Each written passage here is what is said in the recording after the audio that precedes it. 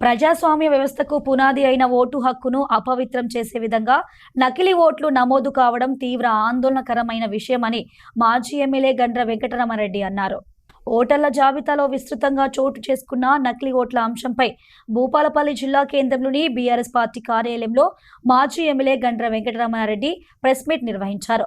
ఈ సందర్భంగా ఆయన మాట్లాడుతూ భూపాలపల్లి నియోజకవర్గంలోని ఒకే ఇంటి నంబర్పై దాదాపు 150 ఓట్లు ఉన్నాయని, ఇలాంటి ఓట్లు ఒక్క 22వ వార్డులోనే 2-150/1, 2-91, 2-91/46, 2-141 ఇంటి నెంబర్లపై దాదాపు 500 పైన నకిలీ ఓట్లు ఉన్నాయని, అదేవిధంగా ఇతర ప్రాంతాల చిరునామాలతో నమోదైన ఓట్లు ఉన్నాయని ఆరోపించారు.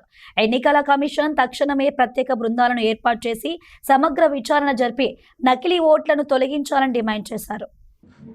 భూపాలపల్లి మున్సిపాలిటీకి సంబంధించిన ఎన్నికల ప్రక్రియలో భాగంగా నిన్ననే అధికారికంగా ఓటర్ లిస్టును పబ్లిష్ చేయడం జరిగింది.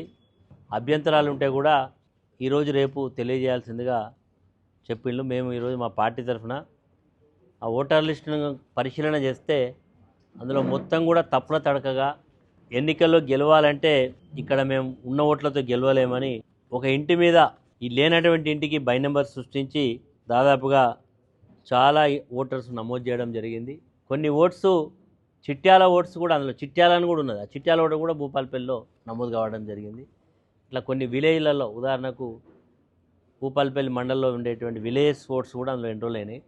చాలా లోపాలు ఉన్నాయి కాబట్టి అధికారులు అధికార పార్టీకి అనుకూలంగా కాకుండా ప్రజాస్వామ్యబద్ధంగా ఎన్నికలు నిర్వహించడానికి కావలసినటువంటి అన్ని రకాల చర్యలు చేపట్టాలని చెప్పి ఈ సందర్భంగా డిమాండ్ చేస్తున్నాం.